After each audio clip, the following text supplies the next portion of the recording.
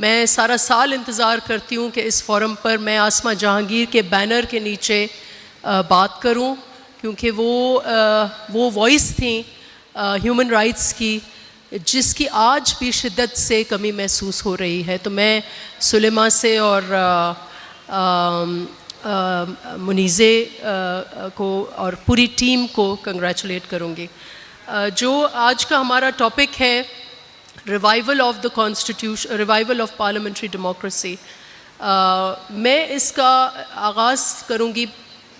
पूरी हमें हिस्ट्री और काफ़ी लेक्चर सुनने को मिला, and I think of course I would endorse parts of it, but strongly disagree with some parts and some expression of my former colleague. But I will start with the 1973 Constitution. We all know that the constitution making process was extremely painful in Pakistan. And the 1973 Constitution, I think, and there would no one in this room would disagree, that I think that it was, as far as our constitutional history is concerned, it was a watershed moment. It was a unanimous constitution.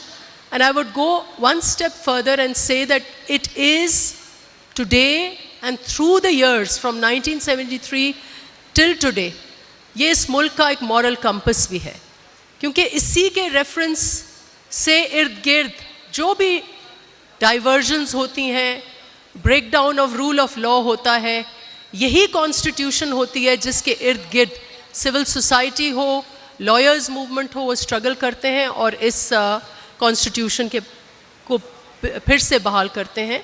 और ये constitution जो है वो it is central to the parliamentary it is actually the parliamentary democracy. Pakistan की parliamentary democracy इस constitution में है, उसका क्या खाका है, बैलेंस ऑफ पावर्स क्या हैं, पार्लियामेंट के क्या अख्तियारात हैं, जुडिशरी के क्या हैं, ये इस आइन में सारा दर्ज है। अब 73 के आइन में हम लोगों को ये प्रिविलेज है बहैसियत मेंबर्स कि हम वो चोज़न रिप्रेजेंटेटिव्स हैं कि जो रियासत की सॉवरेंटी है वो एक्सरसाइज करते हैं। लेकिन वो रियासत की सॉवरेंटी एक्सरसाइज क्या करें हम, we are still that sovereignty of the parliament is still illusory.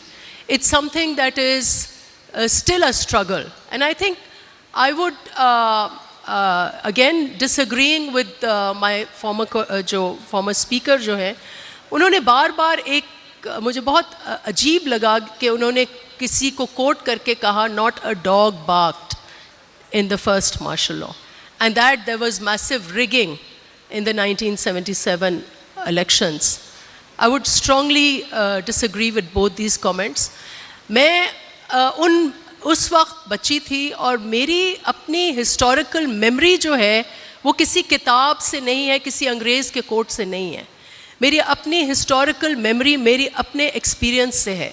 और मैंने जो एक्सपीरियंस देखा कि जो आइन सस्पेंड हुआ, जो जनरल ज़िया का लॉन्ग रूल हुआ, वो बदयांती थी, वो इलीगल एक्ट था, वो एक इलेक्टेड लीडर को जिस तरीके से आपने देखा कि कानून की धज्जियाँ बिखेरी, आज कई साल के बाद वो जो जुडिशरी की व्हाट डू वी से, दे एक्नॉलेज कि उनकी जो मिस्टेक्स तो बहुत ही एक कम अल्फाज है इसके लिए, जो मिसकैरेज ऑफ जस्टिस हुआ वो आज भी एक्नॉलेज हुआ है। तो ये एक इलीगल एक्ट था। इलेक्शंस में अगर धांधली थोड़ी बहुत अगर हुई थी, नहीं हुई थी, लेकिन 2018 वाली धांधली नहीं हुई होगी मैं समझती हूँ। बहर कैफ जो हुआ था, it was an illegal act and not dog barking वाला तो मुझे अजीब लग रहा है। इधर बैठे होंगे लोग जिनके बड़ों ने कोड़े खाए, जिनके बड़ों ने लाहौर के किले में वो एक 2-2 साल अरेस्ट हुए। जितनी स्ट्रगल इस दौरान हुई है, मैं समझती हूँ कि तारीख में इस वक्त अगर एक political parties feeling the heat due to its own ill acts, I would say they can not blame or distort the history. तो I won't go into this debate further, लेकिन मैं 2-3 पॉइंट्स करके I will conclude because I understand कि time बहुत short है।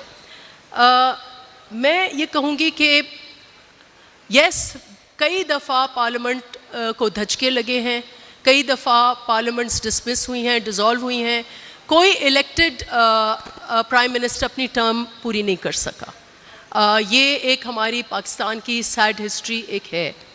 लेकिन जहाँ revival of parliamentary democracy की बात होती है वहाँ सिविल राइट्स